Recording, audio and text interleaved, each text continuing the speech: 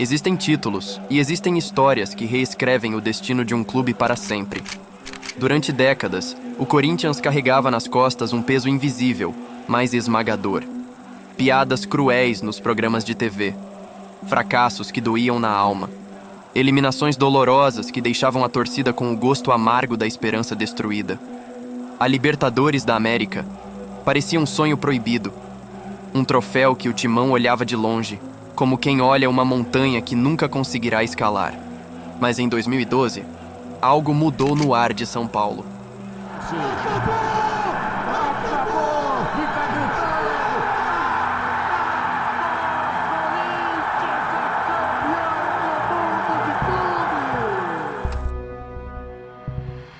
O Corinthians entrou na Libertadores de 2012 cercado de desconfiança.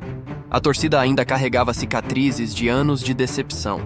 Tite, o comandante silencioso, montou um time que ninguém dava nada.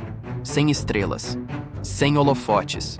Apenas 11 guerreiros dispostos a sofrer juntos. Mas logo no primeiro jogo, na Venezuela, contra o Deportivo Táchira, o mundo inteiro viu que aquele time era diferente. O Corinthians estava perdendo. Para dentro da área, o desvio! Olha a chance do gol! O relógio marcava 48 minutos do segundo tempo. A derrota parecia inevitável. A torcida já se preparava para mais uma frustração. Até que... bola na área. Ralf, o volante operário, o homem que nunca fazia bonito, sobe mais alto que todo mundo. Cabeçada certeira. Capricha, Alex! Cabeçada pro gol! Empate no último suspiro.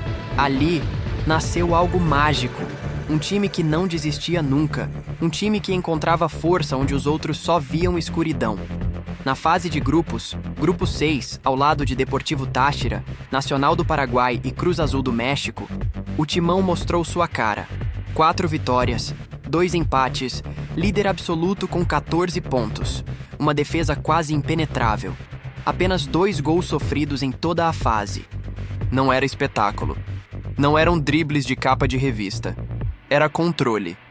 Era solidez. Era um muro vivo chamado Cássio, Ralf e Paulinho, que não deixava ninguém passar. Enquanto o futebol brasileiro vivia da estética, o Corinthians vivia da essência. Vencer.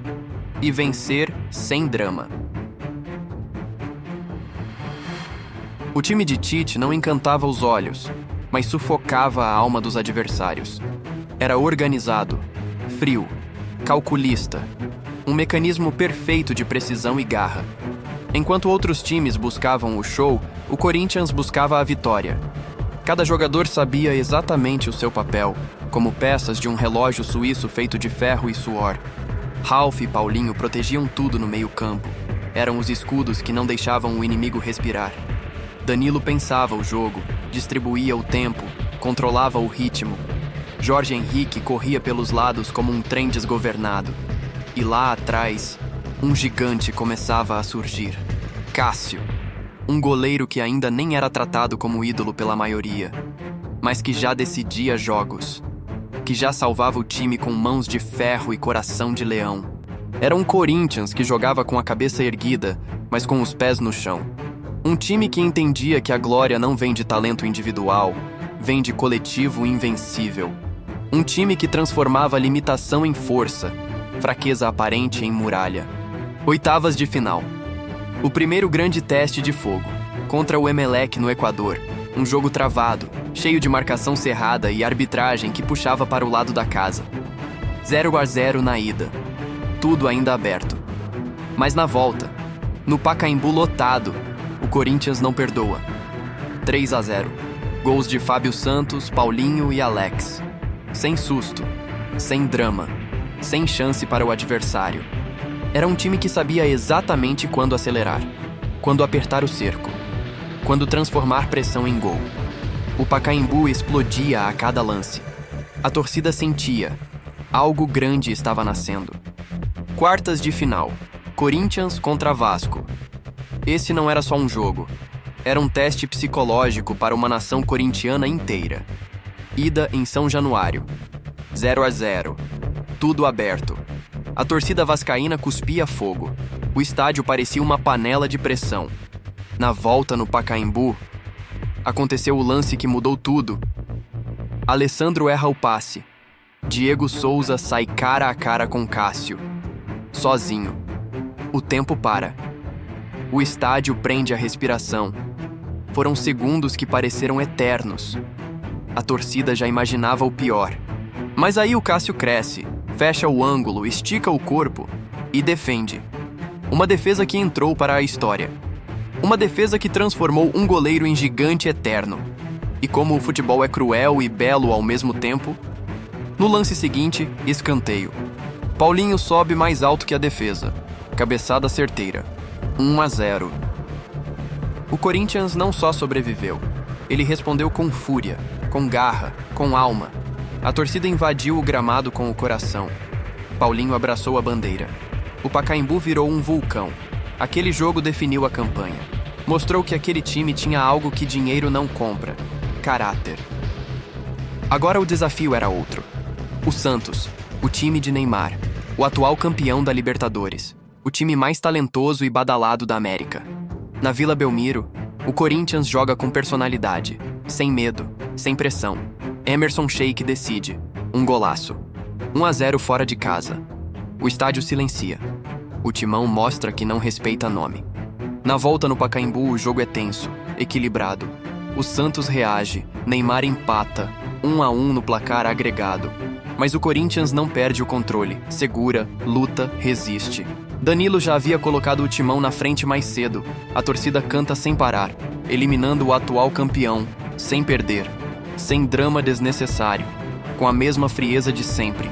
O time que não encantava, destruía qualquer lógica do futebol bonito. Final, Boca Juniors na Bombonera. O inferno azul e amarelo, pressão absurda. O estádio inteiro contra. O Corinthians sai atrás. Roncaglia marca. Tudo parecia repetir a história de sempre. O timão sofrendo até o fim. Mas aí, um garoto entra. Romarinho. Primeiro toque na bola. Cavadinha sutil por cima do goleiro. Gol. Frieza absurda. Personalidade de quem nasceu para momentos grandes. 1-1. O Corinthians sai vivo, do lugar mais hostil da América. Paulinho desarma Riquelme como se fosse um treino. A torcida corintiana que viajou explode. A Bombonera cala. O timão está vivo, está na final. E agora, tudo pode acontecer. A noite eterna. 4 de julho de 2012. Pacaembu lotado. Pulsando e vibrando. O Corinthians não joga, ele controla. Ele impõe e domina o jogo. Emerson Sheik 2 vezes. Aos 8 e aos 27 do segundo tempo.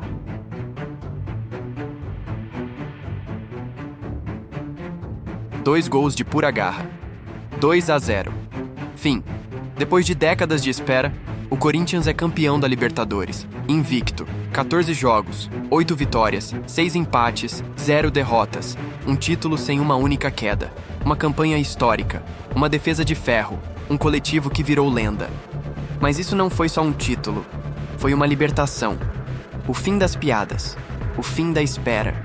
O fim de um Corinthians que vivia de quase.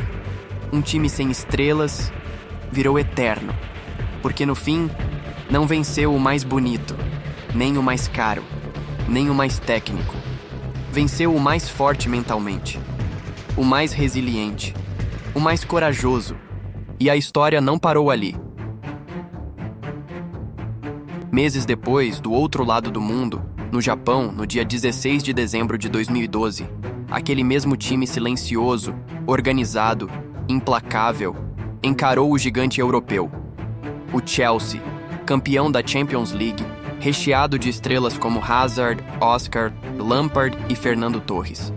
O Corinthians não tremeu, não se intimidou, calou o mundo. 1-0. Gol de Paulo Guerreiro aos 69 minutos.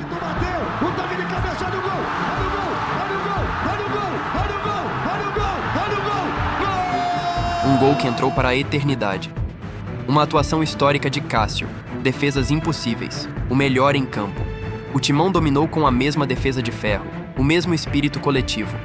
O Corinthians não só conquistou a América, ele conquistou o mundo, bicampeão mundial, o segundo título mundial da história do clube.